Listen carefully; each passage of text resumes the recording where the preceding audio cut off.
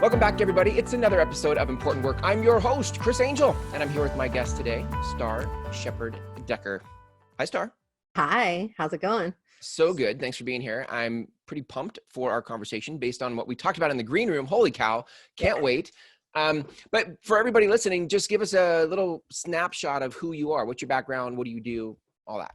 Yeah, so I like to say I'm a born kind of rebel and leader and activist. I was called Pushy Little Broad at the age of 2. and, Nice. and by the time I was 7, I was encouraging people to boycott McDonald's because they were cutting down the rainforest, which was the lungs of the planet. I don't know how I knew that at 7, but that's kind of how I've always been. At 15, I had my revolutions list ready to go. And then at 19, I got pregnant and had 2 kids in a really awful marriage that didn't end very well. And in my early 20s, I found myself confronted with kind of the most challenging time of my life. Wow. And it then became an opportunity for me to delve into metaphysical spirituality, which then I've been studying for, the last 17 years really heavily. And that's, I went through the Centers for Spiritual Living, became a licensed spiritual practitioner, and then in 2015 stepped away and really took my business, Radical Revelations, out into a bigger audience and a bigger community. And so I've been leading events for 15 years. I love events, live and virtual. And I've been seeing clients for over 10 years. And I just love bringing kind of my integration of activism and spirituality and kind of calling out like the love and light only approach to spirituality, which I'm not really a fan of, and really connecting people with themselves so they can feel more worthy and connected and free. Yeah. Wow. That's so cool. That what you just said at the end there might be it, but let me ask the question. If you had to describe your important work in the world, like what would you say that it is? Yeah, I think that's really, last year I just kind of distilled it down, and it's like, no matter what I'm doing, whether I'm talking to someone at the grocery store or I'm teaching my deepest work or with a client, it's like, I want to leave everyone that I come into contact with feeling more worthy of just who they are, more connected to themselves and to the earth and to each other, and more free to really be who they're here to be. Wow. Yeah, I love that. I think we have that in common. What, if you thought about the 17 years of metaphysical learning and your journey on that, like what have been some of the coolest insights or... Yeah, I don't know how to ask that question, but I love that conversation. I'm just super curious. Yeah. I'd say my biggest insight has really been that like right and wrong is a human judgment, and that spirit just is. Mm-hmm. Yeah, I love that. And so when I can really get to the heart of that, it brings me a lot of inner peace. Yeah. To know that no matter what human stuff is going on, there's a dual truth of spirit just is, and it is everything, and it's not really a personality. It's just like this energy, this life force that continues to express itself in an infinite number of ways, and that we get to be a part of that. I can't remember. It was years ago now. Maybe let's just say 5 to 6 years ago, where it was some combination of Wayne Dyer, Neil Donald Walsh, Abraham Hicks. There was some cocktail that of perspective that got mixed together where I had that same thought, like this is the divine observing itself. Like, it's all just contrast. It's all just, an infinite expansion and getting to know different versions of itself. Yeah. And I was right there in there. And I think it was maybe in the Conversations with God series that Neil Donald Walsh did. And it's my favorite creation myth, which is basically that spirit was sitting around being wisdom, love, joy, power, all the things, but that wasn't enough. It wanted to experience itself as those things, not just know itself. And in order to experience itself, it had to experience contrast. It had to experience it not itself. And so the purpose of form is to like on purpose forget the truth of who we are so that we can go through form and remember. And that's what this is all about. So cool. Yes, I love that. So good. That's a hard thought because I think so many people are stuck in an old story. From how we're brought up and the group think of it all. And so it's very risky to go out and explore these fringy ideas, right, from the norm. But I think I've found for myself so much of my own important work has been unlocked in those fringes. And I think I can see that happening now collectively. There's this rising of consciousness. There's this questioning the norms and the ways it's always been.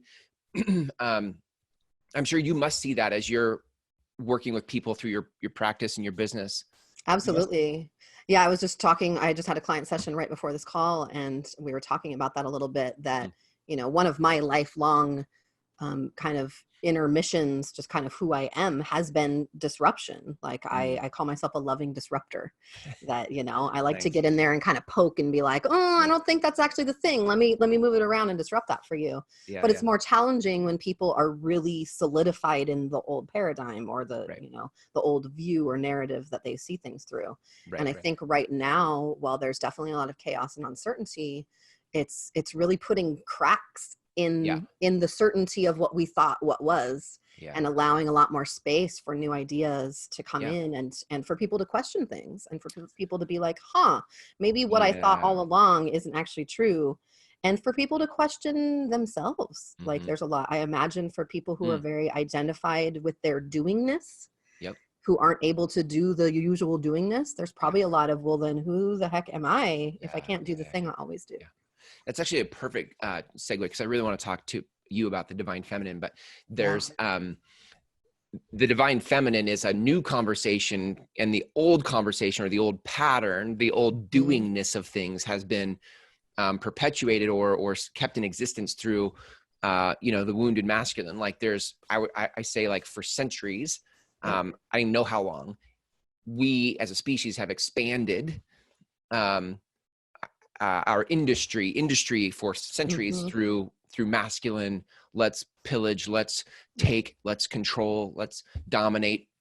And a lot of that is a wounded masculine. But maybe a good place to start in this conversation would be the quadrants that you speak of, because I think that super helpful. Yeah, definitely. So I know there's a lot of talk, around masculine and feminine, and even in my teachings, I teach like the old dying paradigm versus the new emerging paradigm. And a lot of times people will comment, like on Facebook, someone's like, oh, that's masculine and feminine. And it's like, well, yes and no, because really, if you think of it as quadrants, let's say like the very top is kind of the divine aspects of these qualities. And then the bottom quadrants are the more wounded aspects of these qualities. And then we've got, masculine on one side and feminine on the other. Really the qualities that we have, the lens that we have seen through, the qualities that we have elevated and said, these are the right ones to be human, have really come from that wounded masculine place. That's really based on being perceived through accomplishments and appearance, instead of what's actually going on behind the scenes. And like you said, that control, domination, hierarchy. And so those aren't just masculine traits, those are wounded masculine traits. And so when we talk about what is emerging, it's really the divine feminine, those parts that are really in alignment with source, and that we can find when we look in nature, when we see ecosystems working together. This isn't about our gender or our body parts. This is about, we all have these energies everywhere they are present. And so there's I think not only is the divine feminine emerging, but because of that, it is healing the wounded masculine and bringing it up into the divine masculine, so that both can be at play. Totally. I had this thought, like, and I don't know what informed it, so I don't know where it came from. Just this thought of, like, in order for the groundswell to happen, in order for the transformation to happen, it's going to come through divine feminine rising. And as divine feminine rises, the wounded masculine, through the nurturing of divine feminine, will feel safe enough to be. I think the wounded masculine comes from, I'm not feeling safe, so I'm going to control things, and dominate things so that I can be safe. And it comes off, it's so predictable if you understand the whole conversation of a child wound and how we deal with things. Like, it's super predictable. But I love that you're saying that, because I've had that thought too, of the divine masculine will rise when the divine feminine rises. Yeah, because it's not about, I think sometimes people get into this, like, oh, so you just want women to be in charge. And it's like, that's not what this is about at all. This is about each one of us have these, energies of masculine and feminine in us. Cool. And which ones do we value in our society? One of the things I learned years ago from Marianne Williamson is that it's not that the divine feminine has been made wrong necessarily. Even worse, it's been made ridiculous. We ridicule Mm. those qualities of, flamboyance and nurturing and compassion Yeah. Yeah. and beauty and expression Right. and spontaneity and fire. We are just like, oh, you pretty little thing. Yeah, you'll grow up someday and grow Right. out of Right. that. Right. I would add to that, on the flip side of that is the emasculation of Yep, the divine masculine, where we say absolutely. like, we sort of like, well, that's the whole thing you're talking about. Like, women are going to rule the world. And so what you have is this wounded energy trying to fight wounded energy. And it's not Mhm. wounded feminine. It's not I don't think the rise of consciousness is for the sake of women ruling the world. That the Right. divine feminine doesn't even think that way. Exactly. Right. So the wounded feminine will then, in response to the wounded masculine, emasculate the masculine and Mhm. disregard the The important. divine masculine traits. It gets Yes. kind of lumped in with the whole masculine conversation as a whole, rather than Yep. dividing those out into wounded and divine. Because those are, well, you tell me, like, what are the qualities or traits of divine masculine? Yeah. Well, I think first, before I go into that, something came to me. The Yeah. differentiation between the wounded qualities of both Yeah. and the divine qualities of both is separation versus unity, right? Yeah. Beautiful. When we Right. really believe that Right. we're separate and that there's an other, Yeah. that's when we Mm. protect or Right. attack, right? Mm. But the divine masculine and the divine feminine recognize our unity, Mm. recognize that we're a part of an ecosystem Yeah. together and want to contribute their Mm. part to that Mhm. ecosystem. Mhm. And so I think that is the real differentiator between the wounded Yeah. and the divine. But I think, and to answer your question, divine masculine traits are about protection, but not from a sense of authority or hierarchy, like, oh, you're less than I am and you're weak, so I must protect you, Mm. but more of a sense of, I care about you, I love you, I'm Mhm. going to use my strength for service for the greater good. Yeah. Right. I've heard so many times about the masculine holding space for, or being structure for, Yes, the divine feminine to create and exist inside of the infrastructure or the absolutely. parameters. Yeah. That's a lot of what I teach when I'm working with coaches and healers, because I work with them around their business, Yeah. Yeah. and a lot of these coaches and healers are very, feminine focused in the service that they provide. Of course. Yeah. And then when they go in to do their business operations, Right. they either switch really hard into that wounded masculine. They want to control and dominate every little aspect. And then it feels gross, so they don't want to do it. Right. Or they're like, well, I'm not going to do that. I'm just going to have no structure and, be totally Right. free. Yeah. And it's like, well, that doesn't work either. Like you said, the divine masculine is really the foundation Mhm. and the walls. One of my mentors, Jesse Corin, I don't know if he created this concept, but I got it from him. Mm. He likes to use the example of like a riverbank and water. Hmm. Right. So like the Mhm. divine masculine would be the bank, like the walls of the bank that is Yeah. holding Good. Yeah. the I get that. water in Mm. so that the water can flow. And if there's no form, there's no masculine, then that water just gets spread out and just soaks into the ground and you don't have a stream anymore. Right. Right. Yeah. And so it is that combination of those two qualities of holding the space, being the structure, being the foundation, so that then the divine feminine can flourish and create, but Right. within a structure, for Right. sure. Like I think it is the integration and harmony of those two qualities that really allows anything successful to happen. There is an element of expansion wired in the masculine, like to produce, to expand, to grow, to right, To act, tangible things. there's action there. A lot There's of action, right, Mhm. and action towards something. Like Yep. where I think the feminine would be content to exist in the creative space without the expansion of something. The masculine is like, but where is this going? I could see that. And Yeah. I'm sort of Direction. I'm riffing here, but I think Hmm. as those two partner in collaboration, the masculine gets to keep exploring and creating, or moving it forward, while the divine breathes the life into the thing. Do you know? Does that Yes, make I sense? love that. Yeah, and I think also the divine masculine tends to be more connected to form and the realities of the 3D world, Right. whereas the Right. divine feminine is more Totally. connected to like the earth and spirit, kind of these two grounding rods, Yeah. where it's like, Hmm. so it can balance that out too, where we're not just like, think about, our current events right now. Right. Like I'm telling my clients, yes, wash your hands and do the action steps in your world to keep your 3D form safe. Right. Right. And that is not the only world that you live in. There's Right. an inner world that also needs to be cared for and nurtured Mm. and honored, and hold space for all of the emotions that are Right. coming up. And also have faith that something greater is unfolding, even if we can't physically see the reality of that in form yet. Yeah. Maybe to take now to take this concept or this conversation and anchor it into current events, like you Yeah. said, like to start looking at how is our world currently behaving, and what is required, or what will it take to behave differently.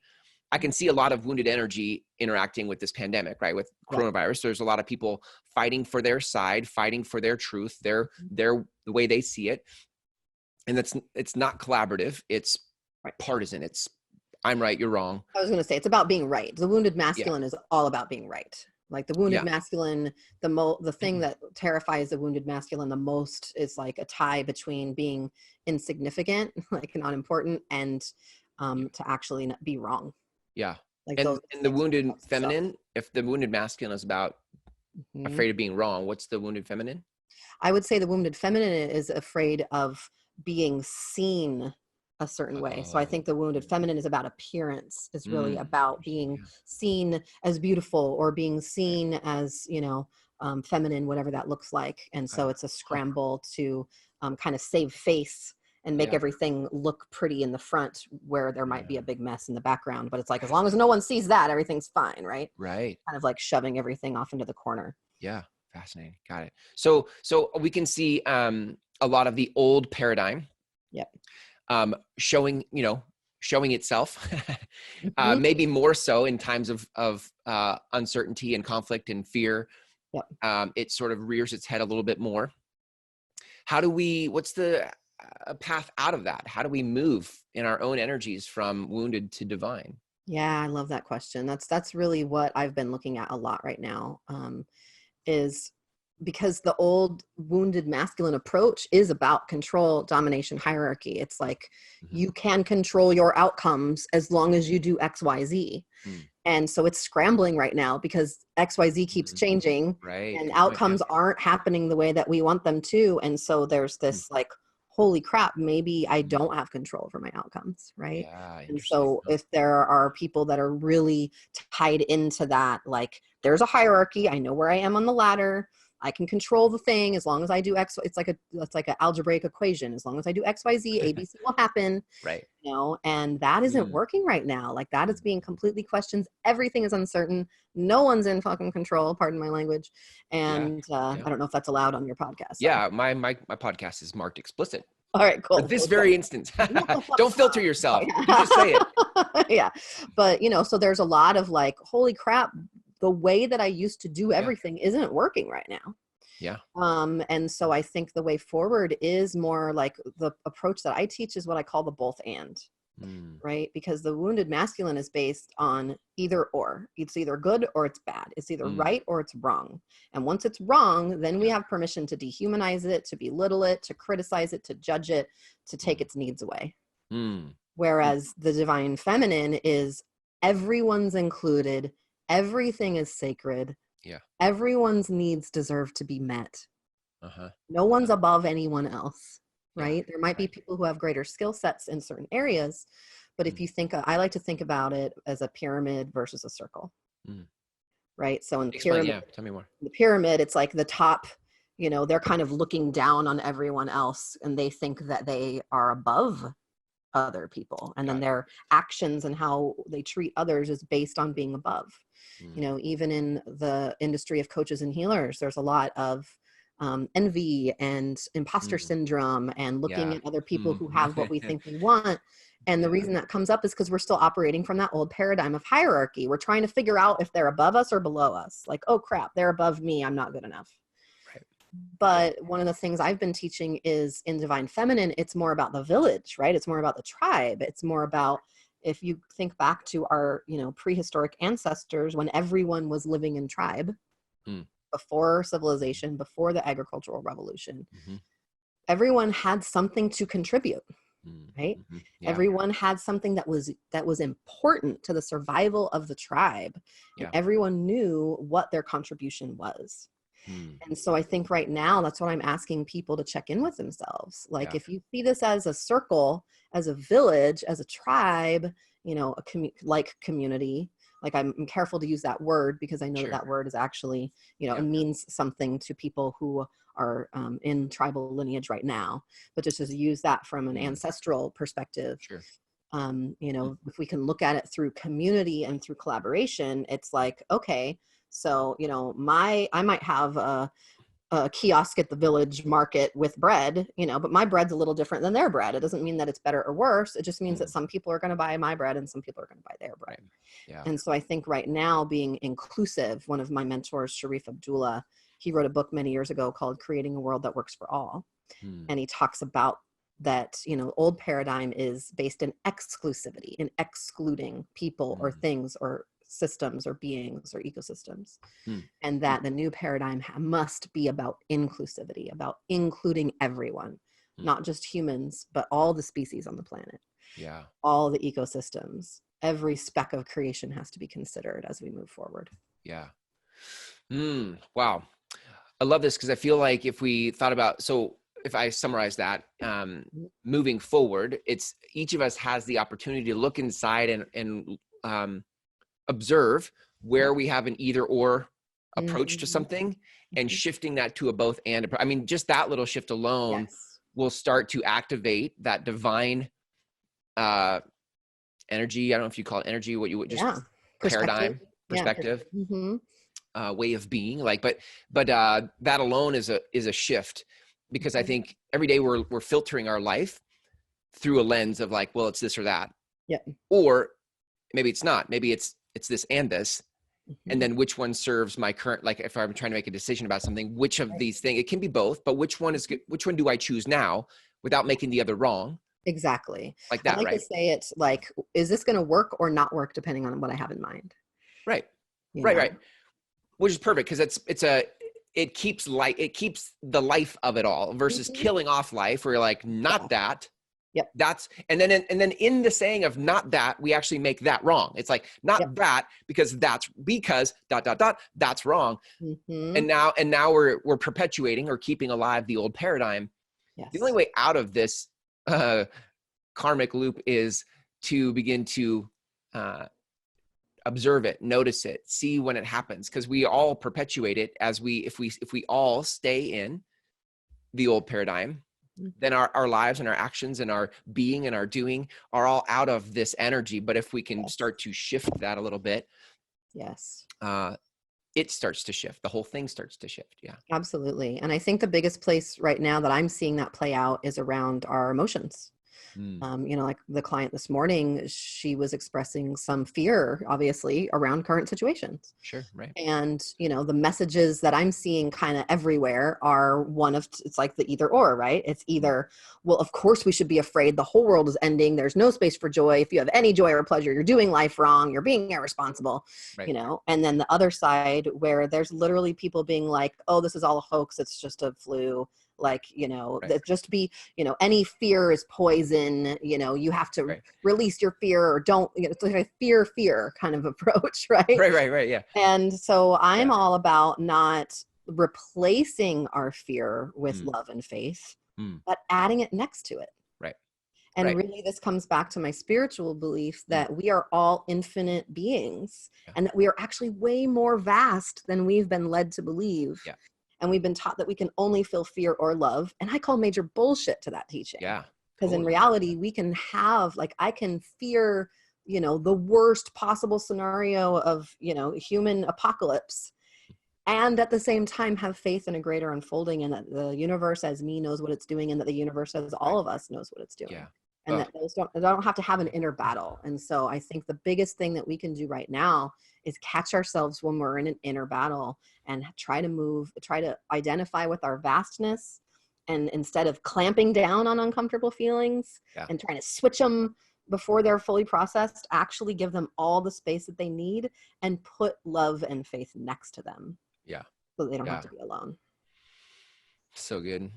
I thought of, Neil Donald Walsh's conversation around separation theology, where he talked a lot about, like, one of the things that happened in the religious stories that were brought forward were like this: God is over there and we're over here, and there's this separation, and it doesn't really matter what you try to do to bridge that gap, you just will never, because the story's hardwired, and you'll never be connected to the divine. And so it's easy to see how we can perpetuate the wounded karmic loop, because ultimately we could never be divine. I could never be divine because the divine's over there and I'm over here. So how could I possibly, and so how could I possibly put love next to fear? Right. Because those don't belong together in the old story. Right. God is over there, which is love. I'm over here, and I'm fearful because I'm broken, and I'm a sinner. Yeah, and all that. Yes. I'm less than. Totally. Yeah. And I guess maybe that's why it popped for me, because I'm thinking, like, until you can embrace the fact that you are divine, it won't, you can understand it conceptually, but you won't live it, because you don't actually believe that you are the divine. Yes, exactly. Last year, I did a full year's worth of Sunday virtual services called Starr Spiritual Sundays. And the very first service that I did, I talked about this, and I said that we've made up a story. It's like, the birth of religion. We basically took God out of the ground and put it in the sky to where it was always out of reach. Wow. Yeah. And then we made up a story that said that God is the flower, but not the soil. Without recognizing that you can't have the flower without the soil. They're in ecology together. And so, really shifting our relationship with spirit, whatever your spiritual beliefs are, or your religion, for me, the biggest thing has been taking the divine out of this imaginary faraway place and putting it in every cell in my body, and every thought that I think, and every experience everyone has. And especially when I was going through some really hard times in my early and mid 20s that I alluded to briefly earlier, I didn't get to raise two of my children most of the time. For 13 years, I only saw them like a week a season. And it was one of the hardest things I ever went through. And the thing that kept me sane was remembering that there was as much divinity in them as there is in me. But I'm not their source, that they are source energy too, just as I am. Right. And that they're going through their own unique journey. And while it didn't magically make my pain go away, like I was telling my client this morning, just because you know all this stuff doesn't mean that you get a ticket out of being human. Like, there's no escape. You're not going to be okay all the time, and that has to be okay. Right. But it gave me a lot of inner peace and kept me from going down a spiral of self-destruction, because it was like, but I know that even though this is really hard to my human mind, that something greater is unfolding here too. Yeah. So good. Well, I feel like the more that we all have these conversations, the way that the wounded masculine kept going was the stories kept being passed on, right? Through oral tradition, and then obviously through print, et cetera. Like, we kept telling that story for generations. And I think now, as we start to talk to one another like this, and share these insights and observations, we get to tell a new story. And I think that opens up the new paradigm for sure. Yeah. I agree. Well, thank you for being on the show today. It was really Thank you. Such a cool conversation. I love this conversation. I could probably keep going just out of curiosity, but forever. This is my favorite thing to talk about. I know, it's so cool. If people want to reach out to you, Starr, and learn more about the kind of work that you do through Radical Revelations, how do they find you? Yeah, so my website is radicalrevelations.com, and you can follow me on Facebook. Most of my posts are public, and I post all sorts of controversial and thought-provoking things. And I do a lot of online services. And in fact, I'm going to be doing a 5-day challenge around pivoting your practice next week. Nice. I don't know when this gets published, but just, find me on facebook.com/me-starr, cool. MESTARR, or radicalrevelations.com. Awesome. Thanks again for being on the show, Starr. Until I see you somewhere in the future, digitally or in person, take care.